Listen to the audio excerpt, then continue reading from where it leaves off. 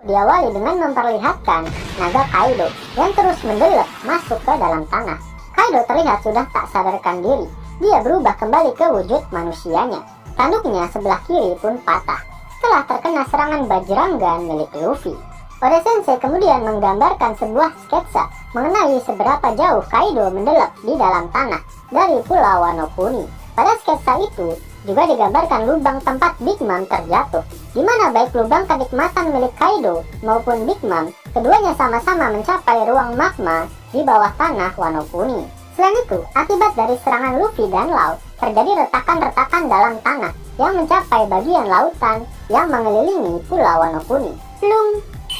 Setelah beberapa saat hayang di dalam tanah, akhirnya Kaido masuk juga ke dalam ruang magma tersebut. Di sisi lain, Luffy juga terlihat kayang di udara. Dengan cepat Yamato berlari menuju ke arah tempat Luffy akan mendarat. Yamato berhasil menangkap Luffy yang terlihat tak sadarkan diri. Namun, tidak ada luka serius yang dialami oleh sang budak getah tersebut. Yamato pun tersenyum sambil membawa Luffy ke arah naga Momonosuke yang masih terkulai lemas setelah berhasil mengencrotkan awan panas dan mendaratkan Onigashima dengan selamat.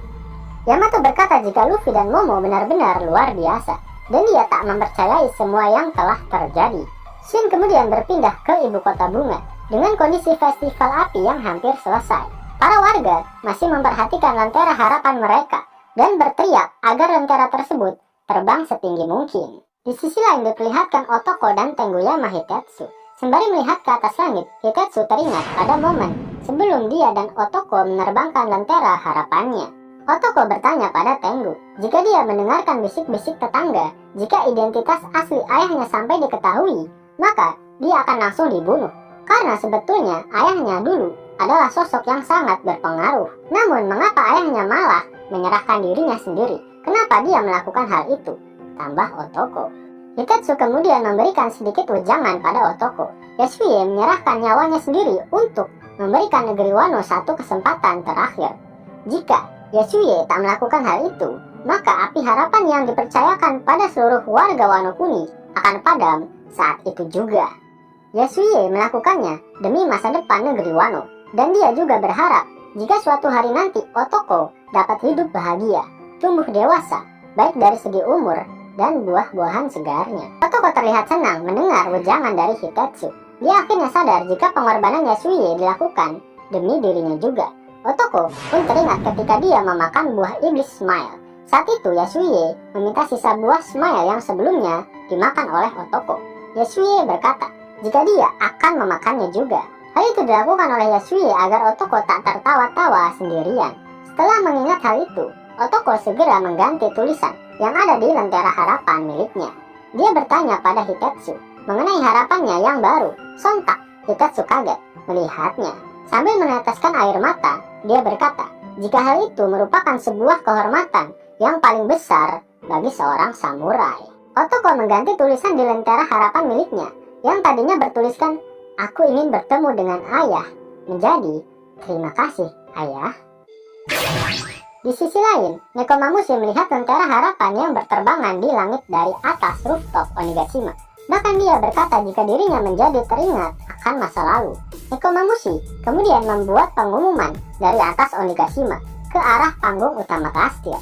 Sang kucing oranye barbar itu berkata jika Luffy telah berhasil memendelepkan Kaido jauh ke dalam tanah, dan Momonosuke sama menggunakan wujud naga mesum merah jambunya untuk mencegah Onigashima jatuh. Dia pun meminta konfirmasi dari Yamato, dan Yamato pun membenarkan pengumuman yang dilakukan oleh Nekomamushi barusan. Suasana di dalam Onigashima menjadi gaduh. Para samurai aliansi tidak percaya jika mereka berhasil menang dan mengalahkan 2 ekor kaisar lautan.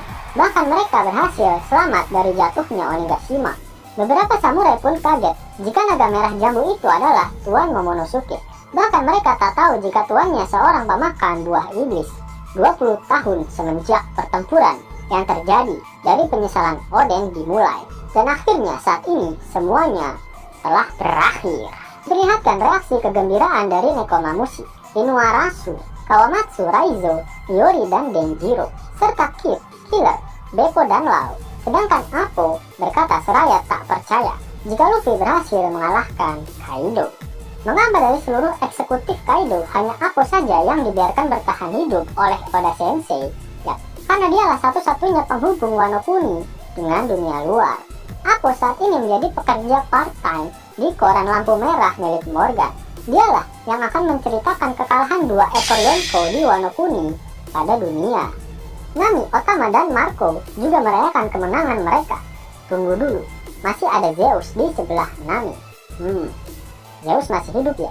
Berarti Big Mom. Di sisi lain, para Yakuza dan kakek Hyogoro the Flower juga terlihat sangat girang.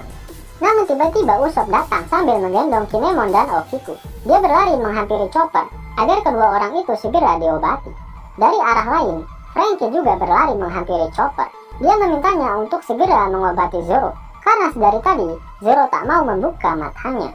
Namun dari sisi lain lagi, Miyagi dan Tristan juga membawa banyak korban luka-luka. Sedangkan ekspresi Chopper terlihat ketar-ketir mengetahui hal tersebut. Tim kemudian berpindah pada Momonosuke. Dia mencoba berbicara dengan Zunisa. Momo sudah memikirkan dan memutuskan jika dirinya tak akan membuka batasan negeri Wano untuk saat ini. Zunisa mengikuti segala keputusan yang dibuat oleh Momonosuke karena dia percaya padanya. Momonosuke pun berterima kasih pada Zunisa karena telah percaya padanya. Namun tiba-tiba terjadi sebuah gempa yang membuat Momo sedikit kaget. Shin kemudian kembali memperlihatkan panggung utama kastil Onigashima. Tiba-tiba, para kroconya Kaido menembaki para samurai menggunakan meriam. Mereka kesal dengan para samurai yang sesumbar atas kemenangan mereka. Saat ini jumlah kroco dari bajak laut kebun binatang masih lebih banyak dari para samurai. Selain itu, para kroco juga tak percaya jika Kaido sudah dikalahkan. Lihat kekacauan itu, Franky menjadi naik pitam. Dia menantang para kroco Kaido untuk bertarung. Lagi pula, Franky pun masih memiliki cukup tenaga untuk melakukannya. Namun Brock mencoba menghentikan kemarahan dari Franky. Yamato tiba-tiba muncul di hadapan para kroco Kaido. Dia memerintahkan mereka untuk berhenti bertarung karena mereka telah diberikan kesempatan hidup satu kali. Yamato menambahkan jika pemimpin mereka alias Momonosuke telah berhasil mencegah Onigashima terjatuh. Para kroco Kaido yang mendengarnya kebingungan karena omongan Yamato seakan dia berada di pihak samurai aliansi. Yamato kembali berkata jika para kroco Kaido masih ingin bertarung dengan musuh yang telah menyelamatkan mereka, dia sendirilah yang akan menghajar mereka semua. Tiba-tiba gempa kembali terjadi di Pulau Wano Kuni, dan kali ini semua orang menyadarinya. Shin kemudian memperlihatkan Kaido dan Big Mom yang mengapung di dalam kawah magma yang berada jauh di dasar Pulau Wano Kuni. Salah satu siluet tersebut sudah dapat dipastikan dia adalah Kaido. Namun siluet di sebelahnya, apakah dia benar-benar sosok Big Mom?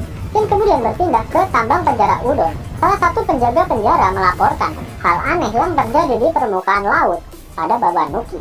Tiba-tiba, gunung api bawah laut meletus dan menghancurkan tambang yang ada di penjara Udon. Babanuki dan penjaga penjara yang lain lantas kaget setelah melihat erupsi dari gunung api tersebut. Berbarengan dengan ledakan tersebut, Luffy diperlihatkan sedang berbaring dengan senyuman di wajahnya, serta perban yang membalut di seluruh tubuhnya. Selain itu, box narator juga muncul. Pertarungan membagongkan di atas langit Onigashima. Pemenangnya, Monkey D. Luffy.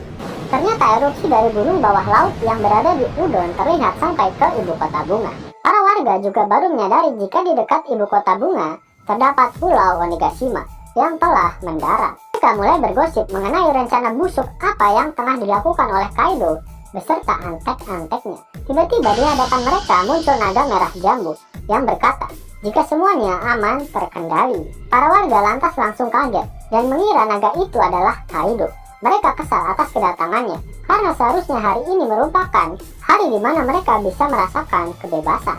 Banyak dari mereka yang berlarian menjauhi naga merah jambu tersebut. Momo mulai berpidato dan berkata jika dia bukanlah Kaido. Letusan yang barusan terjadi merupakan sebuah peringatan.